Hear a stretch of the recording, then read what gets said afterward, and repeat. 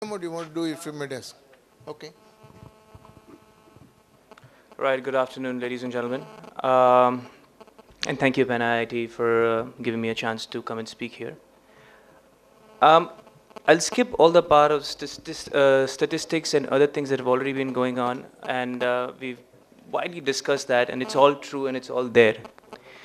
I'll move straight from the point where, the earlier panelists, Mr. Kumar, Mr. Ghosh, and Mr. Chopra left off.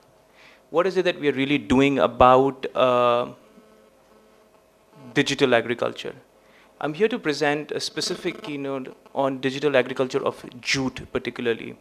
And we're all from Bengal, and jute does hold a very special place in Bengal with over almost close to 40 lakh farmers directly or indirectly involved in this trade. So what is fiber?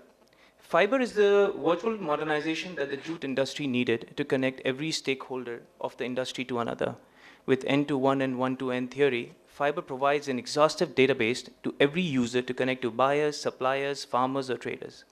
The real-time pricing of raw jute and finished good takes how is the market today to another level altogether. Add daily arrival report of raw jute from 180 raw jute mandis or agencies, and it gives the user of fiber a bird's eye view of the industry as a whole. Every jute-related news, PCO, crop forecast, the part report, virtual raw jute stock offers, etc., makes it an absolutely incredible app. Now, what does it really do? I mean, why are we creating this space, in the in the digital agriculture segment? What we are really trying to achieve out of this is to create an open market, a platform which is neutral, whether you are a big farmer or a small farmer, you're a big mill or a small mill, you're a big trader or a small trader, we're giving you the same level playing field. Now, what really happens in the trade? Just a quick run through. A farmer produces his produce of raw jute, and because he's a small farmer, he has to go through this middleman called a faria, who will pick up raw jute from 5, 10, 20, 50 farmers, take it to a mandi, sell it to a baler, who will grade it, bale it, and then through a broker sell it to a mill. What happens in the process is the farmer has lost 40% of 40% value in what he could have achieved otherwise. Now, why this happens is that these farmers cannot move their goods to a mandi because of their low produce. And so the other middlemen play a part in it. What we are doing and how we are doing is we are creating a real-time pricing model for all these farmers, for all the mills, for everybody in the food chain, whether it's an international buyer or it's a farmer who's buying, say, a pesticide, right?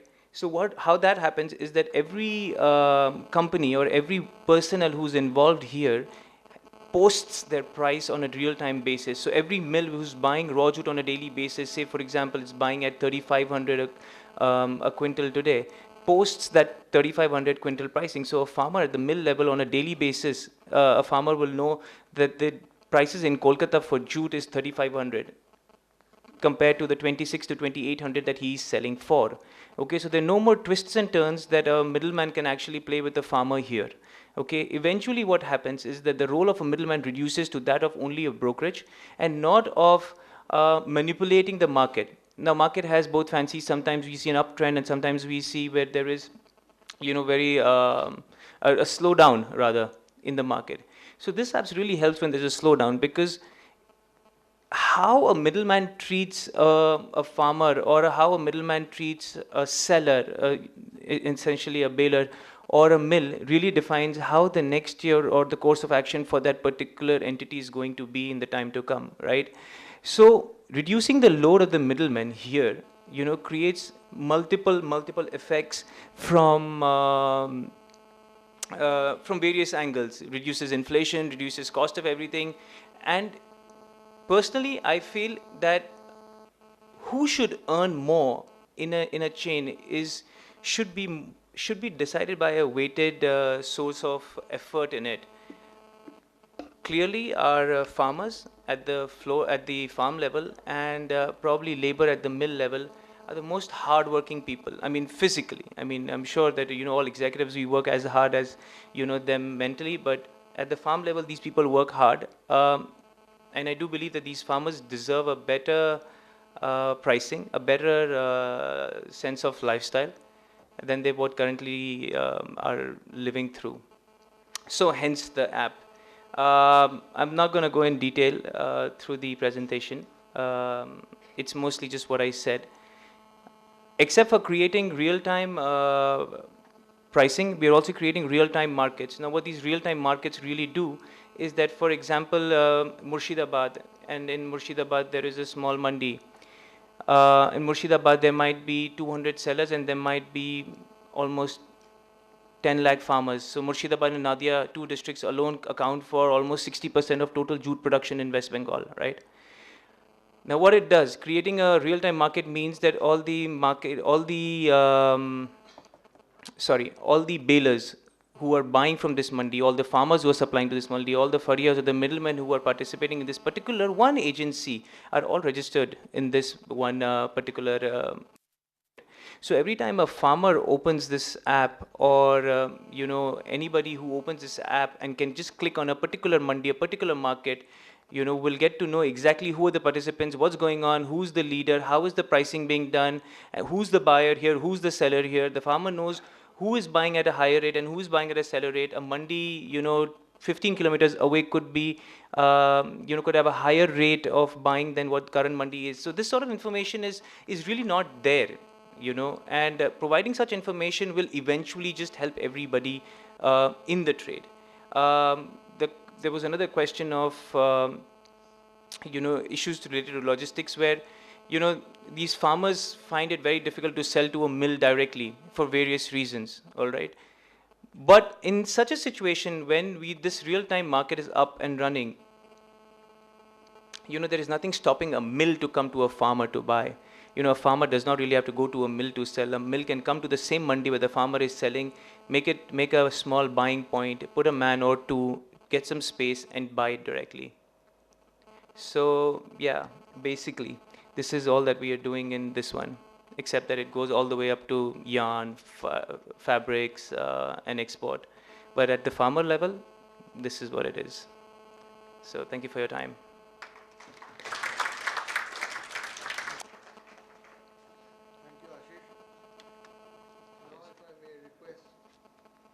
To come and talk. One point, this segment is called rapid takes. Keep it rapid because otherwise there'll be less time for your debates, which will be the more interesting part.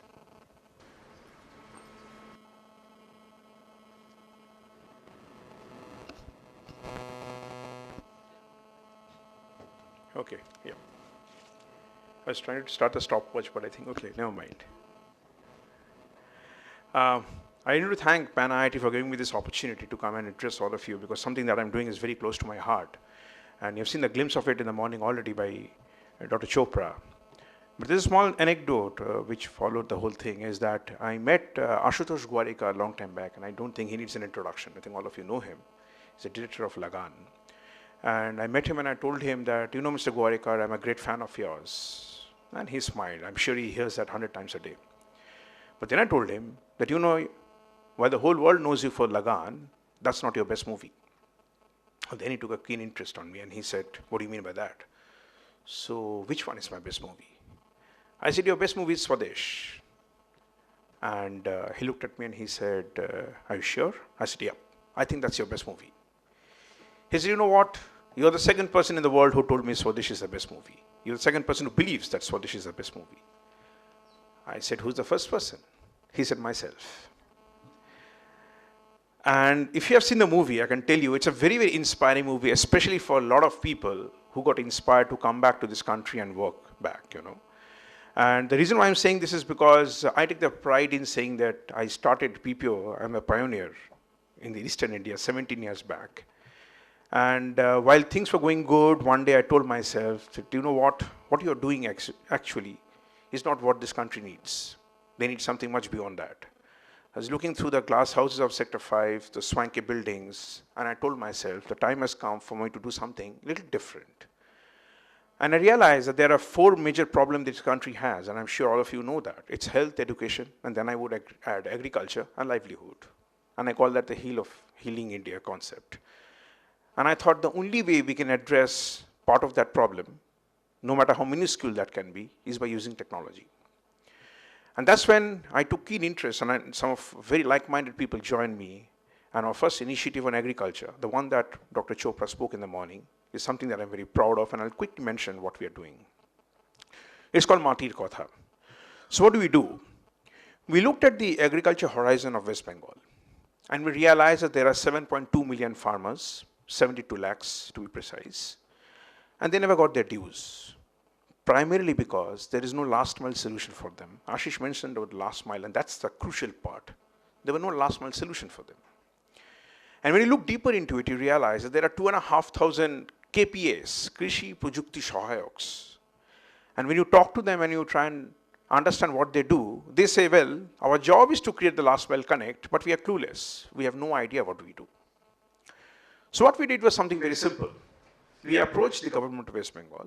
We showed them the roadmap. It took us 2 years to convince them. 6 months of pilot, and we are doing it for the last 2 years. So we have empowered each of those KPAs by an 8-inch tab. All they do every day is to go to the ground and talk to the farmers, listen to their problems, and if the farmer says, you know what, this is my plant and it has been affected by insects, so they take a picture of that affected plant, write down their problem in vernacular language, that's Bengali, and upload it to a central server.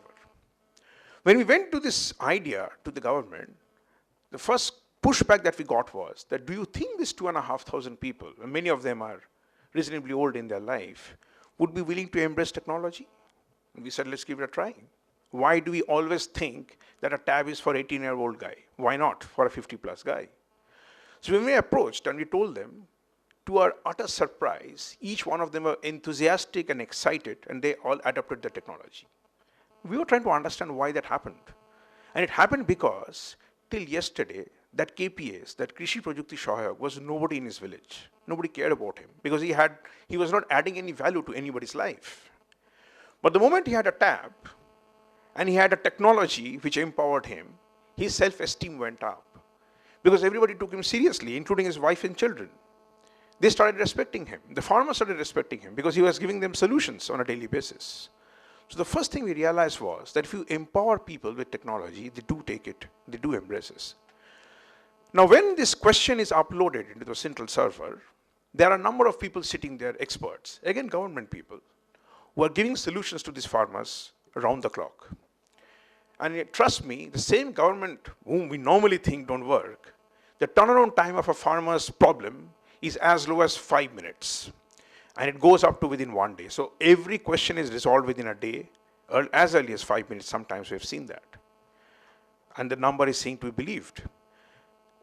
In the last 6 months, you have seen that slide, 2,000 questions have been solved, and we are getting queries at the rate of 1,000 per day, and it is increasing like mad.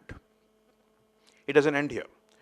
When we did this, when we started just connecting the farmers, we realized that the 2,500 KPAs accessing 7.2 million farmer is just a ratio not workable. So the other option we had was empowering the farmer using a farmer's app, so that if he has a smartphone, he can directly approach the solution providers with his problems. So we created a farmer's app, rolled it out, and the farmer started using it, and the questions went up. But then we realized only 16% of the farmers have smartphone, and many of them are not very comfortable with a smartphone. Probably their children are much more suave about it.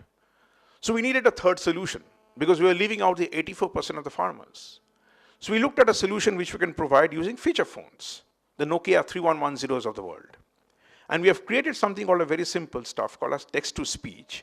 So a farmer actually can call up a number, tell his problem, and in the back end, we have a technology which works, by which he gets a solution in the form of an SMS in vernacular, which he can read. In case he's illiterate, he's unable to read, he also gets a voice file, which you can hear, and that file remains in his phone, and he can call up that number any time and listen to the solution as many times he wants. Having done that, we realized that we can go a step further. And we took up the onerous task of creating the soil health card of the state. It's a nationwide work that's going on. Every state is up at it. but we are doing it a little differently. While in other states, the sample is getting collected and a soil health card is being created, we have taken a three-step approach. We first send this KPS to that farmer's field. He geotags that plot of land first. So I have the lat and long of the plot of land. Then he collects the soil and it sends it to the soil testing lab. When I get the electronic result of that soil, I tag that with the lat long, and I also have the farmer's Aadhaar card and a mobile number. And bingo, I have the entire database of that farmer of what he produces, what he lacks, what are the soil composition, what is the kind of pesticide he needs, what is the kind of fertilizer he needs to do. If he has been growing potato for the last 4 generations, he probably is not even aware that paddy can be better for him because no one told him ever. And we are doing that for 7.2 million farmer. You have seen that in the slide. We have finished for 4 million. 40 lakhs have been rolled out. And we're expecting another 3.2 million by this year end. At this juncture, I can tell you, it's one of the most proud moments for us. And I invite all of you, if you ever get a chance, let me know. I'll take you to those villages. I'll show you what technology can do for common people. And it's not rocket science, it's very simple, but it's making a huge difference in the farmer's life. And now, having connected the last mile, now the farmer is getting access to better numbers, better data. They can get the latest prices. We are trying to give them weather forecast. We're trying to create a lot of other additional benefits that they can get. And in the process, they're getting connected. If 7.2 million farmers can get connected, and if I multiply by 5 as an average farming family, I'm addressing a problem to 36 million people of Bengal, which is 40% of the state's population. And that's where I think technology makes all the difference. And that's why I thought I should share this initiative with you. Thank you very much.